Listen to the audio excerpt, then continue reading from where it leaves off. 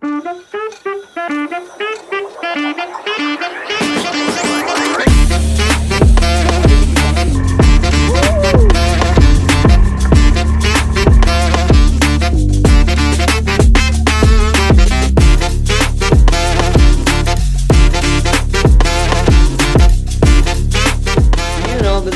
tropa, so ngayong araw samahan niyo ako dahil magbabike si Daddy Ed sa may Singapore. First time ko lang magbabike sa ibang bansa, and samahan niyo ako sa trip na to. Tingnan natin yung mga magandang lugar dito. Meron akong pinagbukan sa Klook, so parang 12 destination na siya, so para na rin kayong namasyal pag pinanood yung video na to. Samahan niyo ako. Good morning. So ngayon naglalakad na ako papuntang Beach Road. Pupunta ako ng Nicol MRT Station kung natatandaan ko. And doon ang meet up place namin. Nakabihis na ako. Ready na para sa magiging bike trip. Feeling ko ito na yun eh. Yung overpass na kailangan kong tawiran papunta doon sa kabila. So check nyo.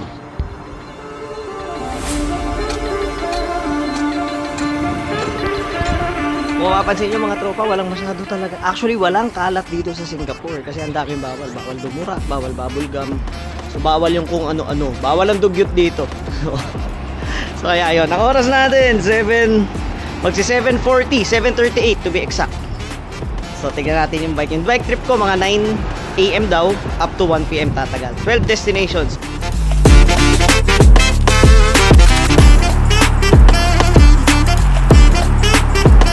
Masyado daw ako maaga, ayun sila kuya. 1 hour early daw ako, so bumili daw muna ako ng drinks, sa pagkain, tapos balik na lang daw ako ng 8:45. Pero nakakain na ako eh, so maghihintay na lang ako dito. Total, ang ganda rin naman ng view eh, makikita mo yung Marina Bay, tsaka yung malaking Ferris wheel, ayun oh.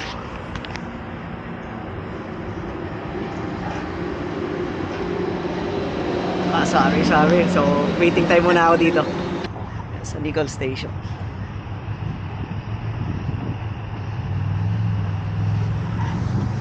So, check ko yung muna yung bay na sinasabi nila kuya. So, di ba? Para may mga ibang look din. Pero grabe linis dito sa Singapore in fairness. Sobrang ganda. And wow!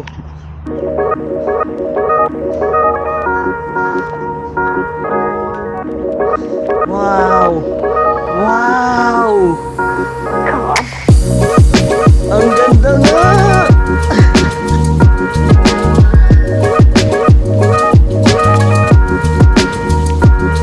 Ganda, solid! Sa kabila.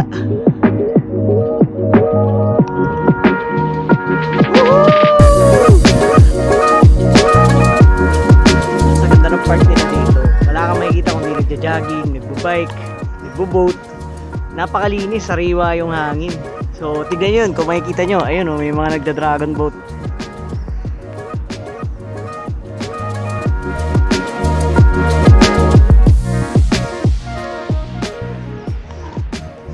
Sobrang lupit. Tapos, tignan nyo, kung makikita nyo rito, talagang wildlife. Tignan nyo.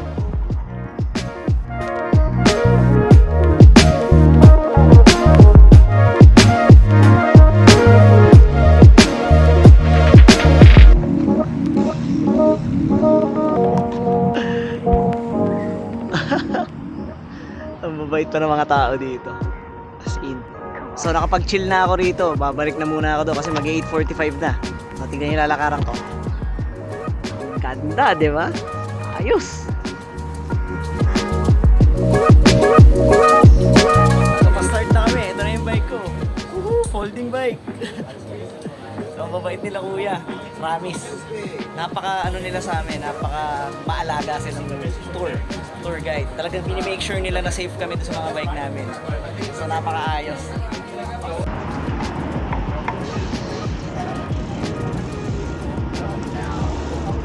We have 17 kilometers. Yeah, not to worry. It's not 70. If it's 70, I'll see you after 6 p.m. Alright? It's only 17.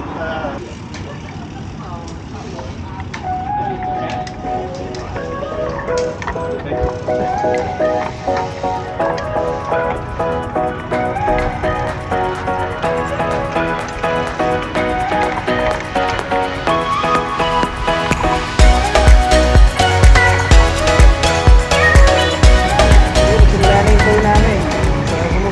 kuyahan. Ayun. Yeah, marami kami, iba't ibang lahi. Americans, Chinese. That's it.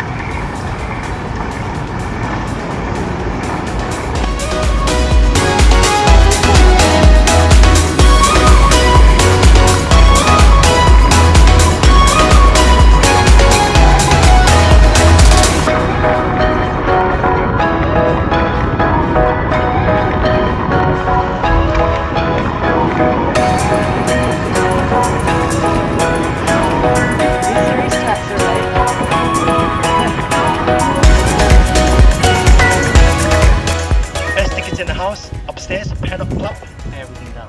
So what's permanent is the F1 permanent building.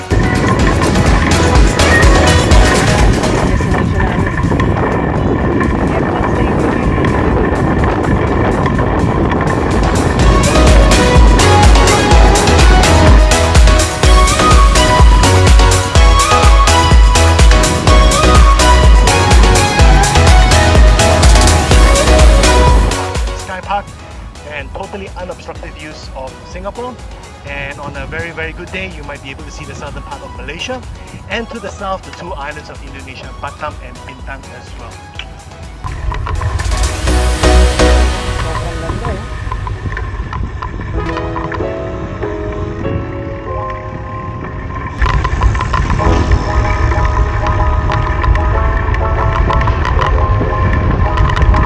Ganda, sobrang solid. Tignan nyo yung mga dinadaanan namin.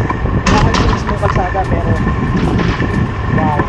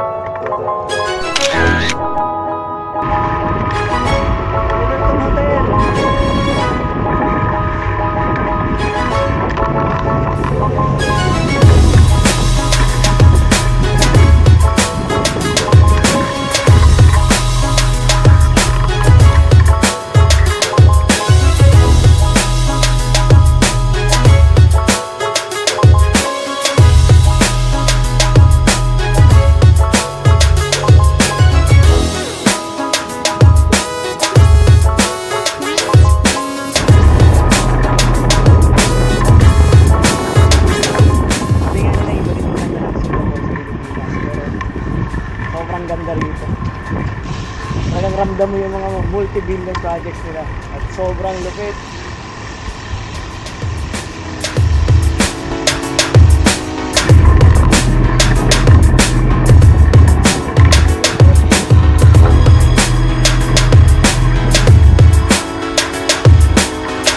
So we have to move for it. So even national monuments would have to move house for the sake of development. Yep. So she moved 120 meters forward towards Maraming. Nakakagaling ng namin din sa may Fullerton. Yeah, after on the 8th of December 1941. So in fact, we didn't last very long, all of 7 days. And Singapore fell on 15th February. Period of our history, but we started to move on, and actually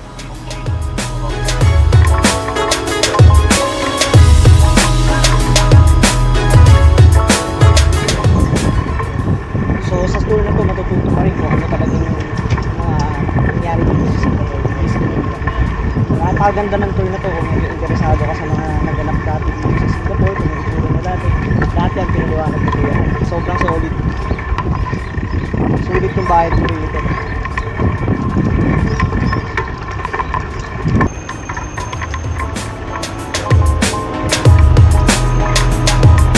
Okay to, medyo hahalo na kami sa mga bus daw.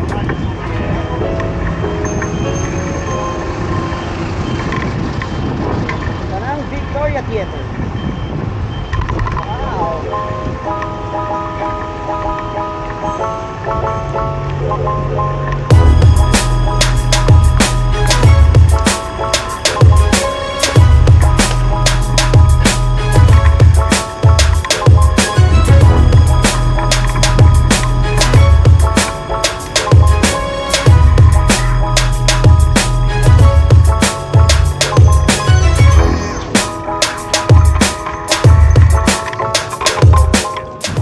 Looking across the river, so that's Boat Quay. Today what we see are bistros, eateries, yeah, drinking spots, yeah, and basically a lot of entertainment. Put them into the warehouses.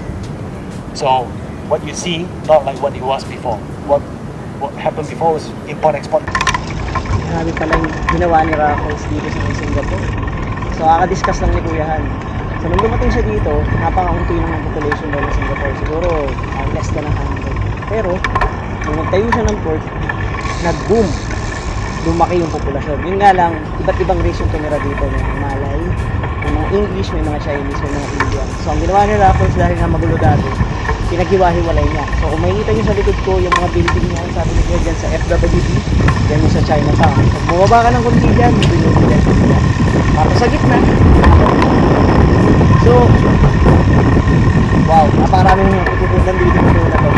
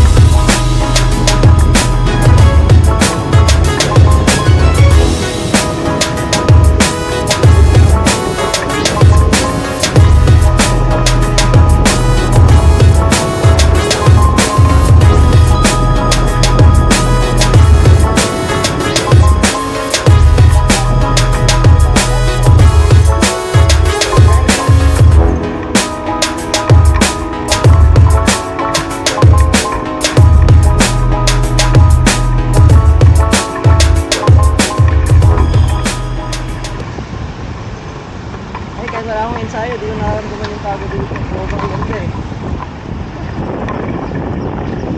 So, ito na yung harapan ng Riverton.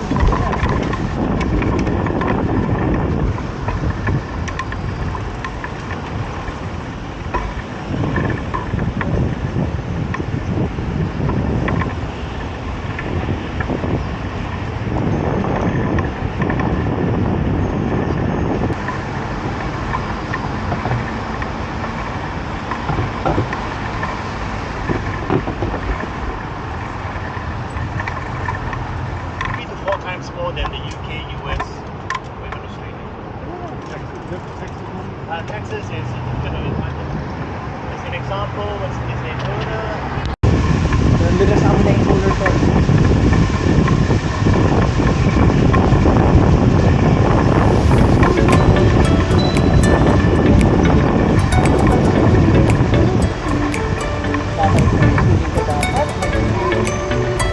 China.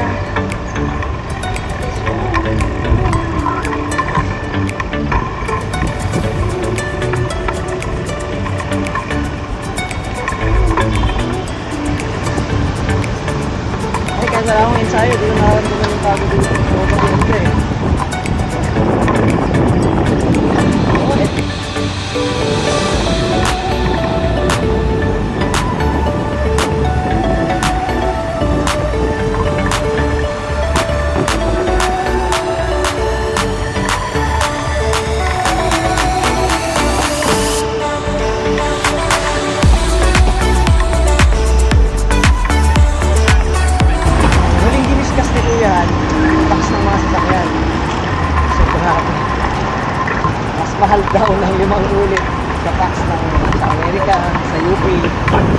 Sa iba't ibang bansa, ganun kalaki yung tax ng mga sasakyan dito.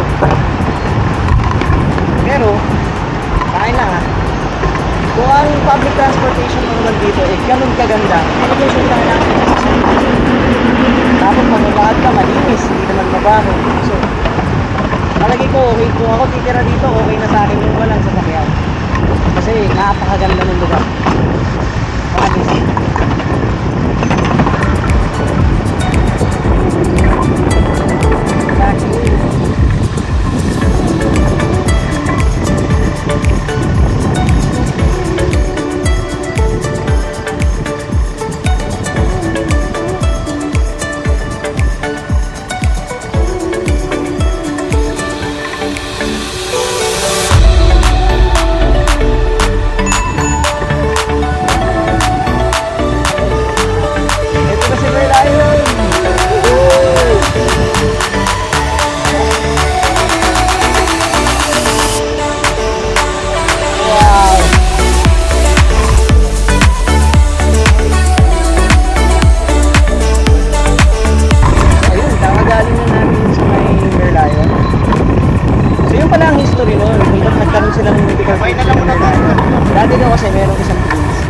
From India, napunta sa Singapore. Dati ang tawag sa Singapore is Tamase. So napakalayo sa salitang Singapore. Yun nga lang, kung tinanong tong prince na to kung ano yung nakita niya dito sa Singapore, sinabi niya nakakita daw siya dito ng layon at ng isda. So it's a singa and pura. Kaya siya tinawag na Singapore. So diba, ang galing. Wow! Naku, kung nakikita nyo sa nakamagabay, nakakaganda. Ito yung tinatawag na sulit na tool. Woohoo! Talagang busog na busog ang iyong mga mata sa mga gandang tanawin.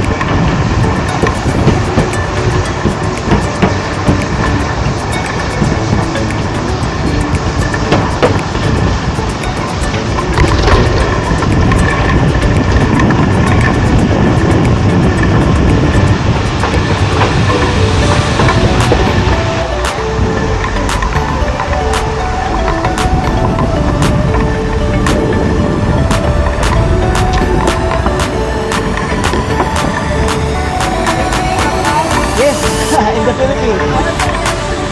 Yeah. Nice. Yeah. We've never been. It's actually the first time I'm out of our country. You can actually watch all of this. The name of the channel is Daddy Ed. Yeah. Probably after a week. Or 5 days, 5 to 7 days. Edit. Thank you, ma'am.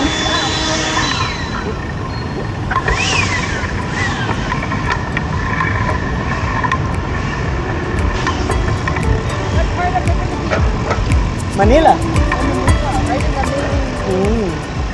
But I really do Tagalog. Oh, you know my language. Yeah, because a lot of Filipino in Hawaii, that's like one of the main culture there.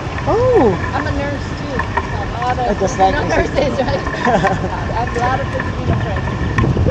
Ilocano. Wow, that's, I'm actually happy. Visayan, yeah. You know, I have to learn as a kid.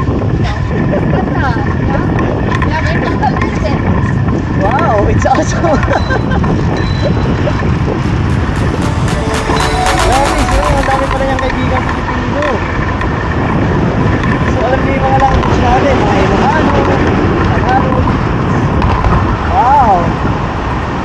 I feel proud. Oh.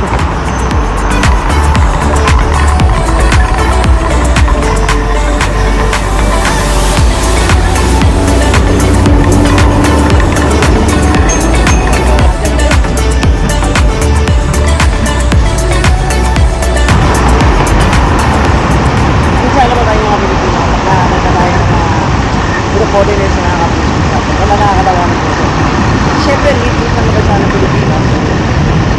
Diba? Tapos, alam mo yung tulad natin, kasi sabihin na marami na kayo. pasad. So galing kami sa kalsada ngayon. Ito na yung hinahanap ni Milet, ang law pasad. Wow! Ito pala yun. Law pasad. Ah, dito na yung sinasabi niyang baliwag.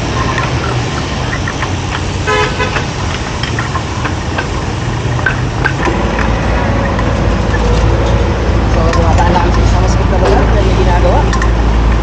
And, nakasurvive na. Alright. Woo!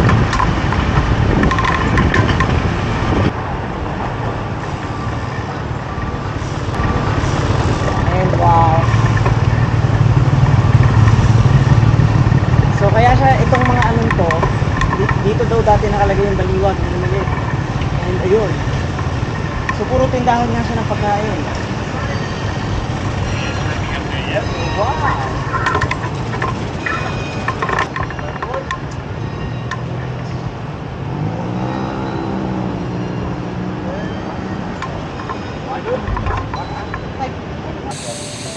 Usually the smaller ones will be about the ones you're looking at 300 at least. So it's gone crazy. Right here, we're actually in the middle of the financial district. The stock exchange is right over there. This building there is the stock exchange. So you have a lot of office workers. Of course, a bit pricier than housing estates, a few dollars more, but by and large, it's still cheaper kind of thing. So you're not talking about restaurant price.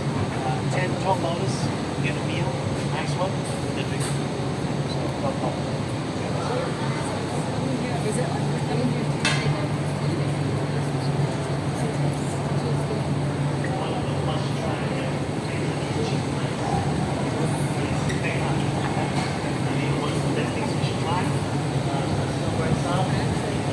So white meat, it's one option. The other will be corn noodles, fried corn noodles. Yep, that's all over there. Oh, yeah. So the yellow noodles basically is seafood raw, fresh prawns. Of course, in Singapore, we're multicultural, multiracial. You also have Malay food, Indian food. So I will walk around and if it's easy. Dito, Riverside. Ah, yeah.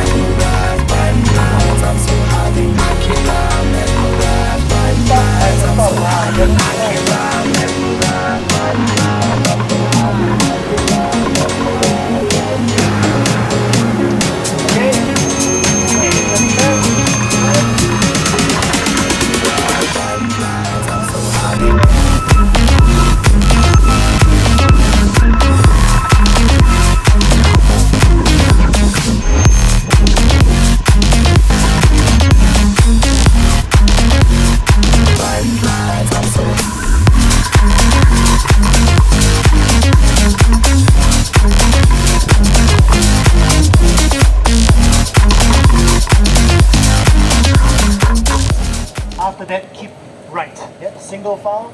We'll stop before the traffic lights, and once it changes, I'll take you guys across. Yeah? So, interesting fact about Chinatown. So, a lot of these shop houses, we're in the back, yeah, the rear entrance of the, or the rear door of the of these shop houses. So, back in the day, you might see a strange small opening next to the main door. These days, after renovation, you don't see them anymore. Well, what were those small little doors for? I think for the younger generation people, you may not realize it. Before the 1920s, 30s, before the sewage system was properly done up, yeah, basically it was waste management. What kind of waste management? Toilets were basically bucket system. Yes. Yeah. So they will move them from the different floors collectively to the main one over here. And then of course a truck will come by, then the truck will collect the main one from every household. Yeah. So see there? Right. So of course after modern conveniences were put into place, we don't have such problems. And of course after they renovate it, you don't see that anymore.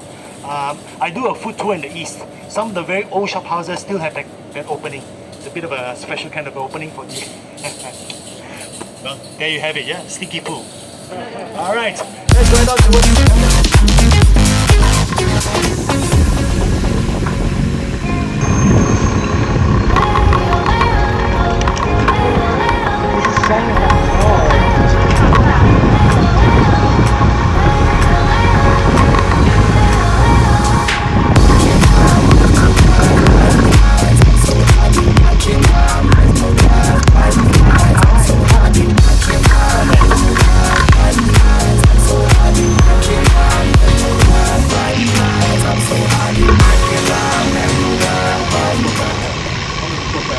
Nandito kami sa Chinatown ng Singapore.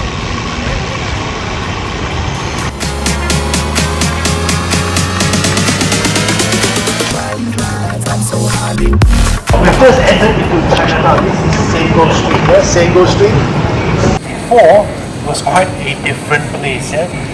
This street was known as Street of the Dead. Street of the Dead. So in Cantonese, say a guy. Yeah, there are quite a bit of Cantonese people living here, so it was known as say a guy. Yeah? Street of the Dead. Ooh, why was this the case? So on the upper floors of the shop houses were hospices. So people that got very sick, yeah, they check themselves in, yeah, hospice. They check themselves in, try to heal themselves, take medicine. If that doesn't work, if they go, coffin sellers were on the first floor.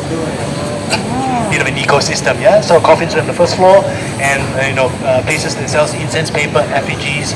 Someone will basically prepare a journey for your next life. Yeah? So this was the street back in the day.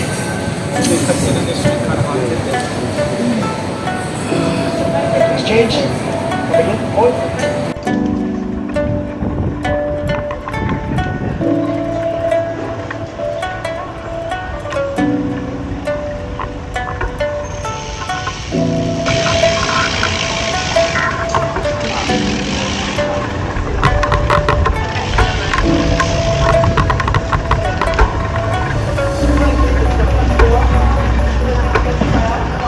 So ito pala yung side ng Chinatown dito sa Singapore.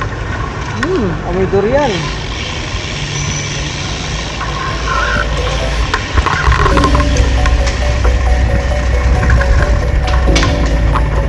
Yeah, so this artist by the name of Yip Yu Chong. Yip Yu Chong. This guy's open up. Yip Yu Chong, he drew this mural, and a lot of images came from his childhood memory because he used to live on Sego Lane. Yep, Sego Lane, just adjacent to Sego Street. Good artist over there. So one of his signature items, he will always include a cat in some of his favorite murals. Yeah?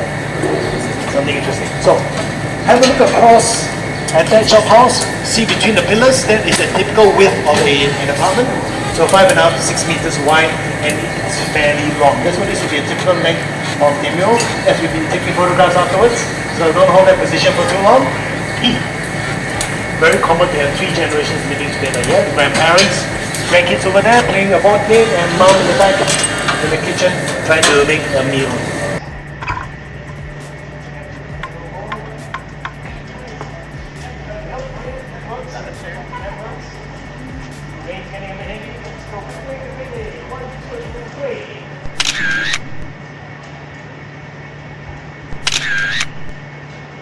Alright. So yun mga tropa, inabot ko yung lakas na ulan. Pero ready naman si Daddy Ed at makakapag-vlog pa rin tayo. Okay lang mabasa yan. Basta wag lang yung bag ko dahil may camera. Sige, larga na ulit tayo.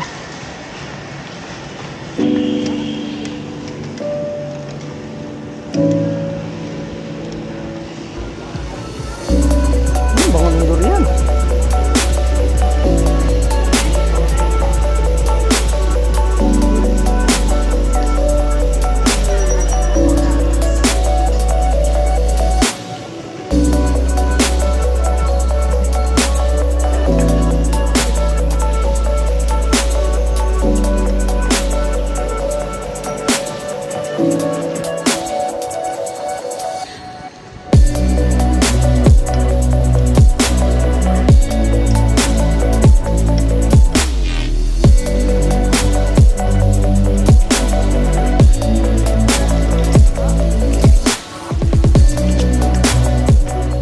Singapore being very popular as a trading post, more and more people actually try to to get work over here.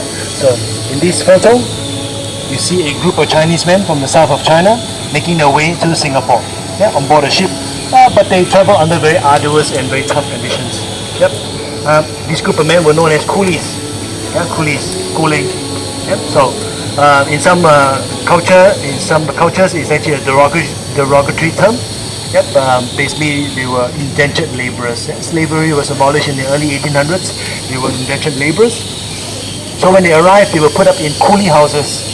So an example of a coolie house would be just behind us there. See the yellow windows on the second floor? The yellow windows on the second floor, that was a coolie house in the earlier days. So the owners would be basically trading in the coolies. Obviously, employers buying coolies, they want big and strong men to be able to do the work. So, have a guess. A 2-story coolie house, how many coolies will be living in there? So early on with the mural that we saw, the typical family, 6 to 8 people will be living there. So coolies, how many? 30? 20, what, 16? 30? 30? 50. Alright, do we have another number? 27. Wow, that's a cool number. 120. Oh! In that? How do they sleep? It's like hot bunking, like a submarine. So the way they worked it out was there's a certain percentage of people that were hot bunking. So the guy that woke up in the morning, his buddy from the midnight shift will be taking his spot. So it's almost doubling up. So if anyone got sick, diseases will spread like wildfire. Very, very tough conditions. So what kind of work were they doing? So remember, we are a trading nation. So at that time, a lot of work by the river. Basically moving merchandise between vessels, between warehouses, between companies. All those heavy sacks of spice, trading stuff and commodities. And they were not even paid in proper currency. What were they paid in? They were paid in this very colorful porcelain coolie currency. Every house will be issuing their own tokens with their own symbols on it. Coolies could only exchange for products and services within their house. Oh, within In the... the coolie house. So you can't buy anything outside. So great for the owner, bad for the coolie. So almost, so it was terrible because you didn't have proper currency, you can't exchange for a lot of things. Can't send money back to your home.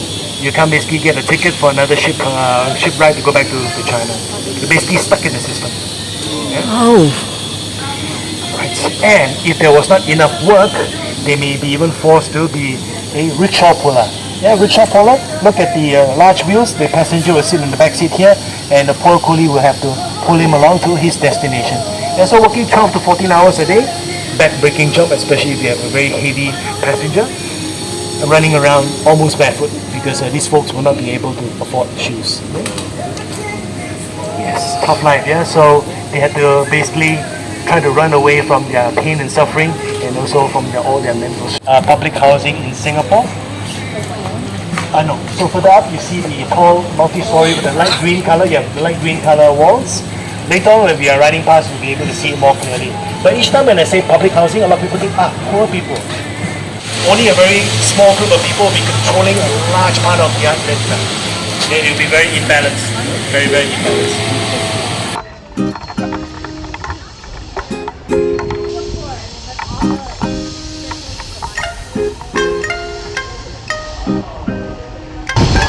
So yun, kakasibat lang namin dito. So parang mura ng mga souvenirs din. Pero wala, nagmamadali yung tour namin. Ayaw basta-basta pwede. Tsaka wala akong roaming dito. So pag naiwan ako, yari ako.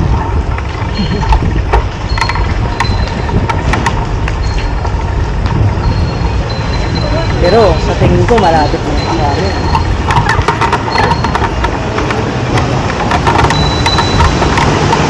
Wala.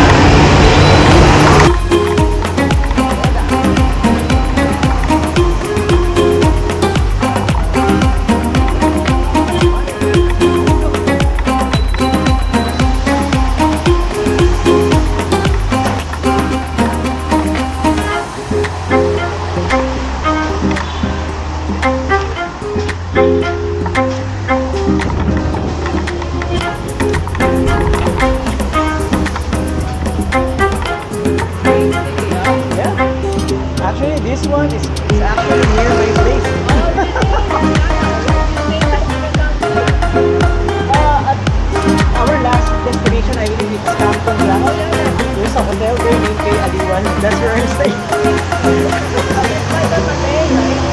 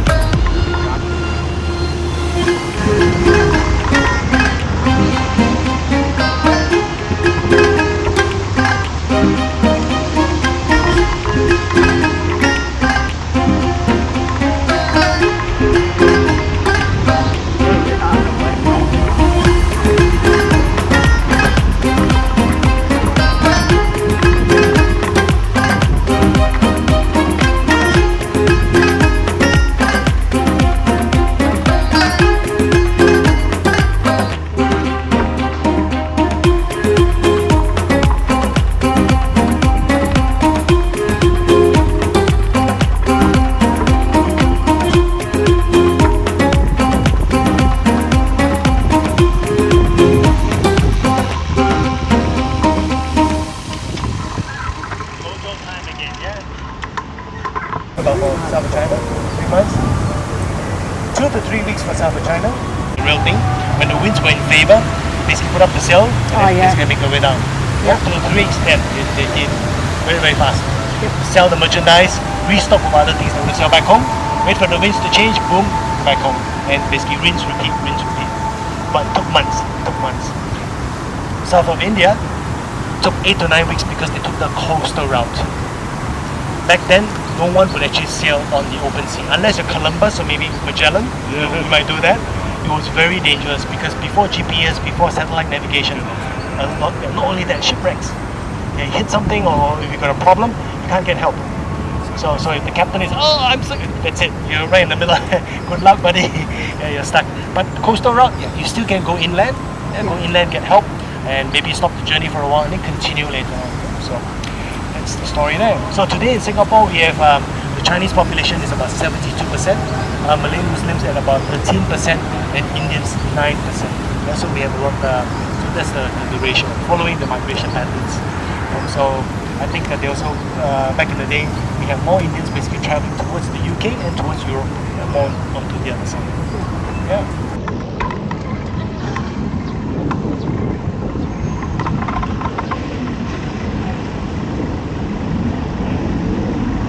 Sabi ni Kuya Henry, yung mga pulis dito, kung makakakita tayo dito, doktor tayo ng art. Kasi kung na-interview sila, may mga balik talaga, full tactical test. Pero counter-terrorist police daw yun. So, lagi rin daw yun may kasunod na backup. So, technically, hindi na siya mag-isa. So, kung merong nangyaring kaguluhan, snap of a finger, kaya mag-respond din ang mga kasama niya. So, kanya katindi ang law enforcement sa Singapore.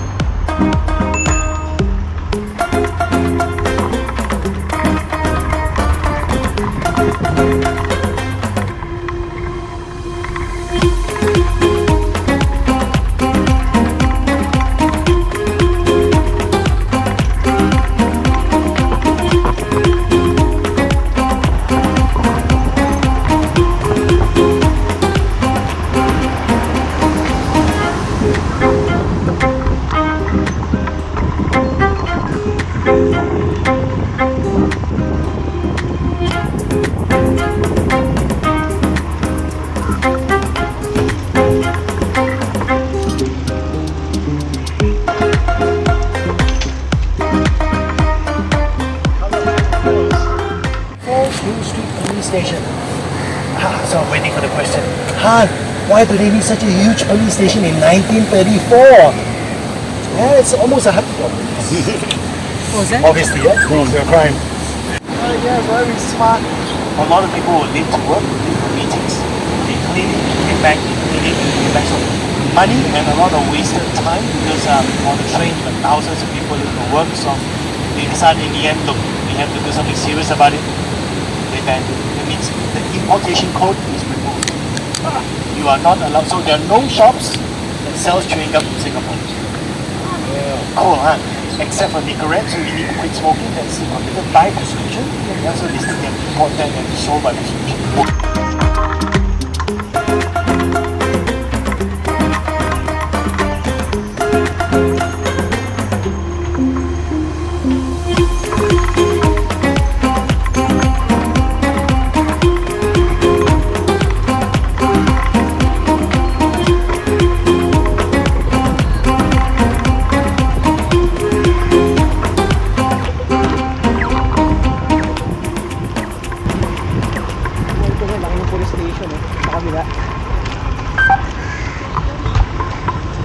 Grabe, saka galing din sa isang hardcore na bansa ang Singapore. Marami din silang mga pinili dati.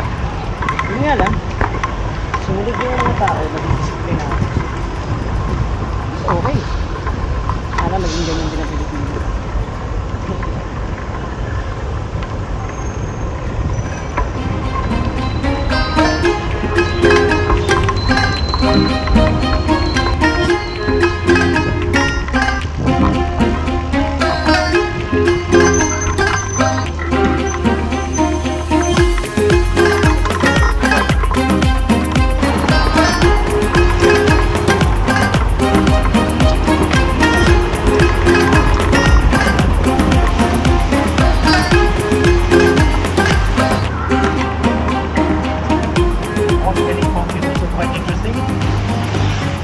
A bit of a hill area, so when Raffles was here, he was actually using Port Canning Park as an experimental garden.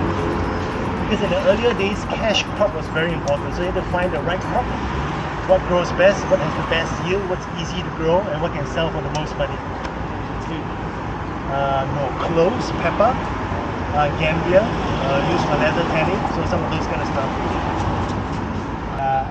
2/3 of the oops,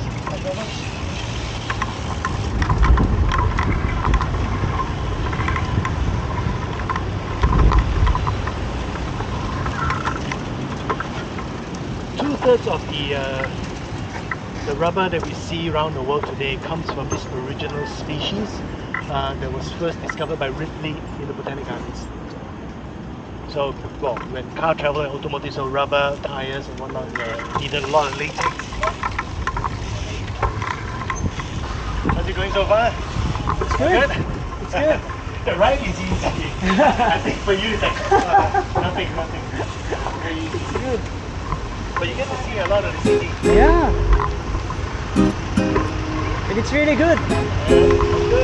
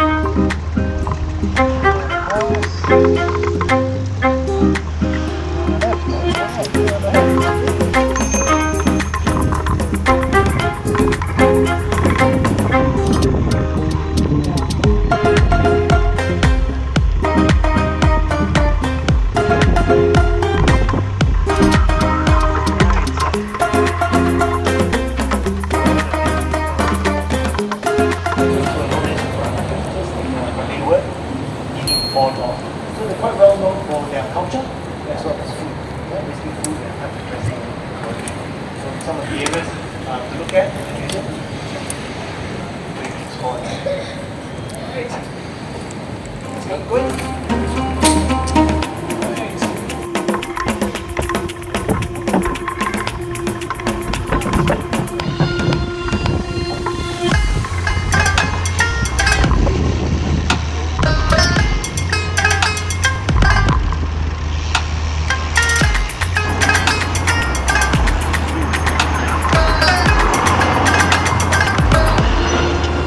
SMU stands for Singapore Management University.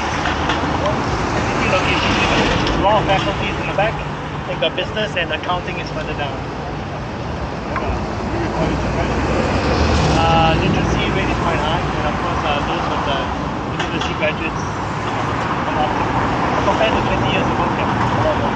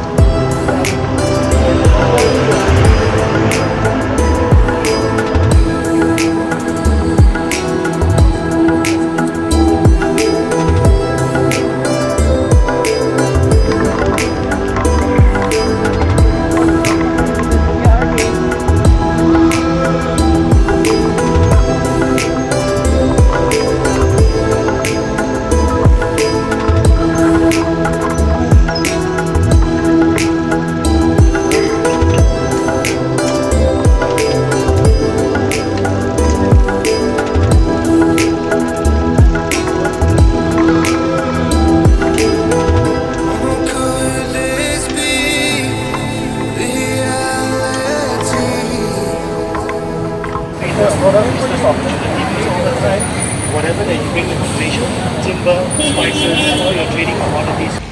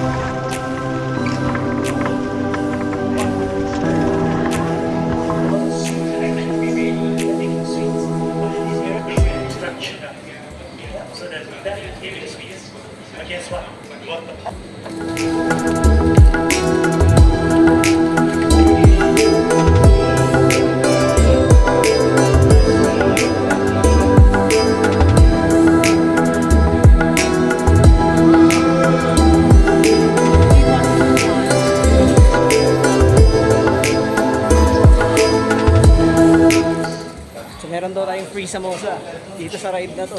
O, di ba? May libre pang pakain, may libre pang drinks. Pero sa sarap ng samosa. Meron pang sugarcane drink. So, testing tayo ng Indian street food. Mukhang masarap eh. Parang Pinoy. Parang Pinoy ito sa atin.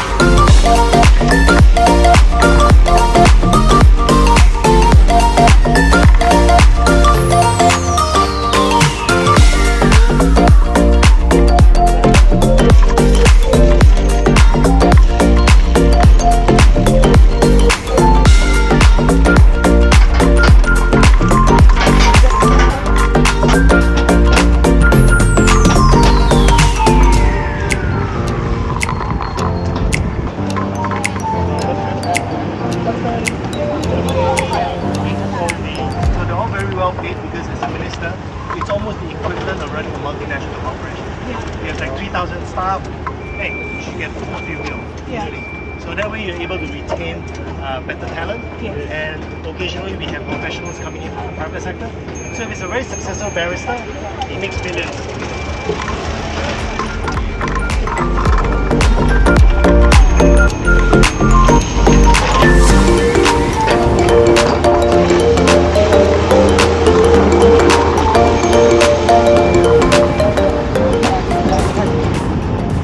Hindi ka malapit ako sa last destination namin kasi ito yung mosque. Kasi may kampong lang. Hindi na ako tumutuloy, pwede na ako umuwi.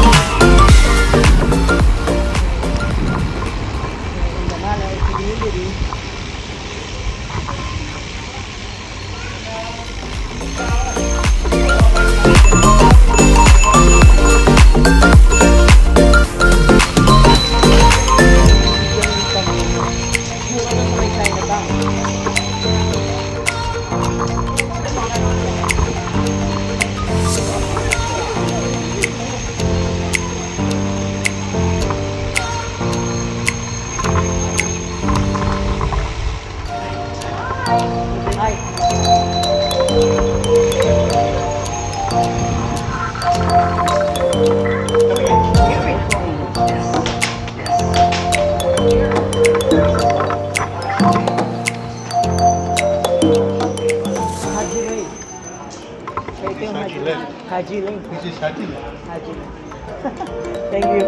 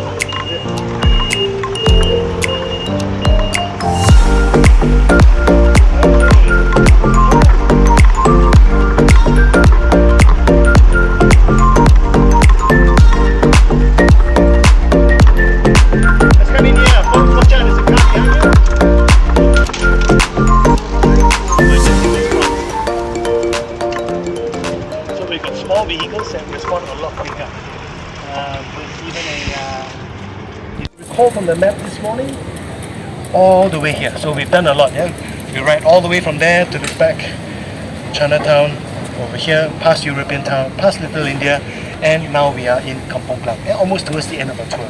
So this area was meant for the Malays, for the Malays. Now, in the days before, this area was very popular with Muslims from the region. Yeah, basically what happened here was a lot of the Muslims from Malaysia, Thailand, the Philippines, Indonesia as well, to collectively come here, join the Singaporean Muslims to go on a Hajj, because the ships would depart from Singapore. Yeah? So this was way before when air travel used to be expensive, not so popular. A lot of people still travel by ship back then. So all Muslims basically would try to perform the Hajj once in a lifetime. Once in a lifetime. So this was a very important event for them. Of course, with air travel getting more and more popular, this place basically fell out of favor, and we had to use we have a lot of murals, restaurants. So one place to try over here is further up we have Turkish food, Mediterranean food. Towards the left we even have Indonesian Malay food. So watch out with the spices, Indonesian Malay food can really pack a punch. Yeah. Let me tell you a bit more about the mosque. Look at the dome. Do you see a black band underneath? Yeah. quite interesting story behind that. So when they were building the mosque, they were also asking for donations. They're all big projects. Eventually, sometimes you have a bit of a budget issue. Yeah? So wealthier folks would have donated money, and some other folks would have donated their time, and maybe to help the workmen to clean up the area around the mosque area. And some other people, maybe they couldn't afford much. So for this group of folks, they were going around the kampong, around the village area, collecting glass bottles. And with the glass bottles, they cut off the glass bottles at the bottom. The round ring is actually up there now. You can't quite see it, but you see all circular. Yes. Basically, they're all round bases. Glass bottle. Glass Wow. bottles. So this enabled, regardless of your station in life, be you rich or poor, you will participate in the construction of your place of worship. So they allowed it to be done very, very well. Everyone inclusive.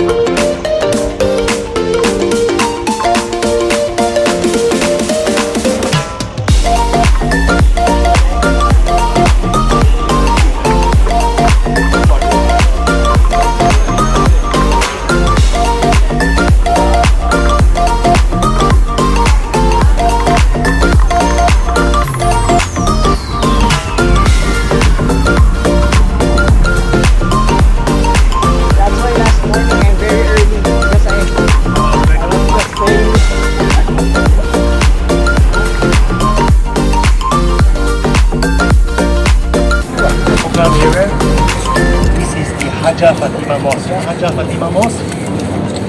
She was a prominent businesswoman. Yeah? So this particular mosque was quite significant because when we were bombed by the Japanese, each road area was actually quite heavily bombed. Yeah? So a lot of people were actually run into the mosque, seek shelter. So who can enter a mosque? Does anyone know? Who can enter a mosque? Not everybody? Anybody? Just my... So some people feel that only people of the same faith, only Muslims will be allowed in, which is not true. You're quite right, most people will be allowed in.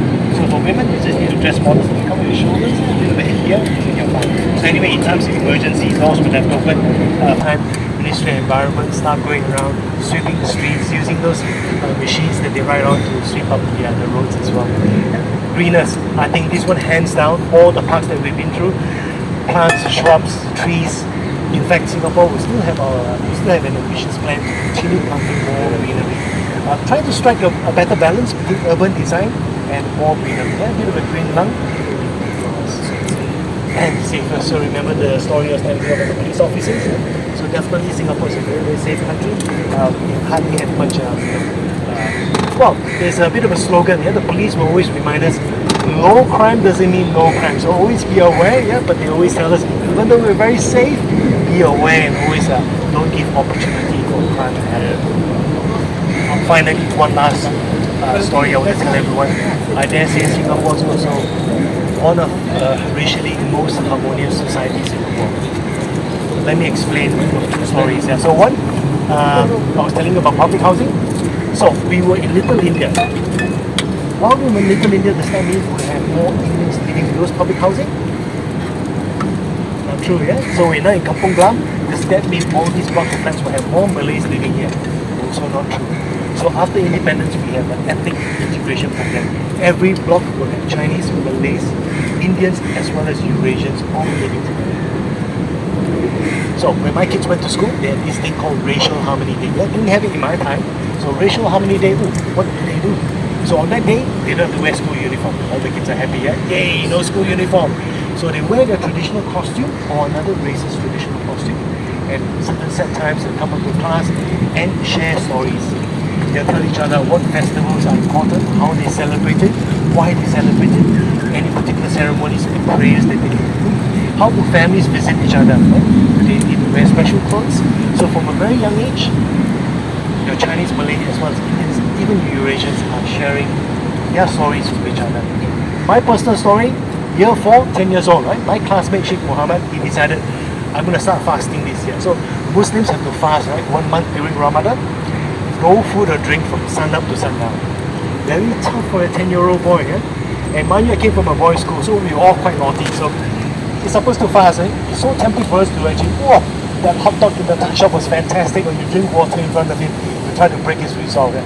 Of course, we did no such thing because the form teacher told us, I catch anybody doing that, it's like, oh, knuckles out. You know, my time, corporal punishment, yeah? You get the ruler wrapped over your knuckles. But jokes aside, this honesty basically teaches us to be very sensitive to each other from a very young age, and we're very aware of each other's religion as well as practices. So from a long time back, we have learned to do that quite well. We don't take things for granted, it's still a work in progress. I think it's very important for us to continue that practice here and continually improving so that we understand each other a lot better. Ladies and gentlemen, this concludes our tour for today. I hope I've told you many interesting stories about Singapore.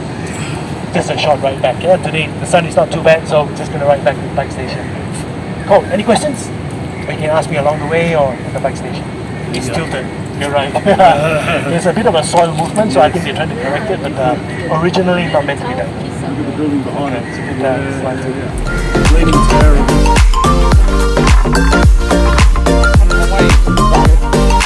So yun, meron akong mga nakasama dito, galing silang Hawaii. So ayan. Natapos lang ng trip namin. So kakatapos lang ng trip ko, kasama yung mga malulupit na tour guide. Si Sir Han at saka si Sir Fred. Woo!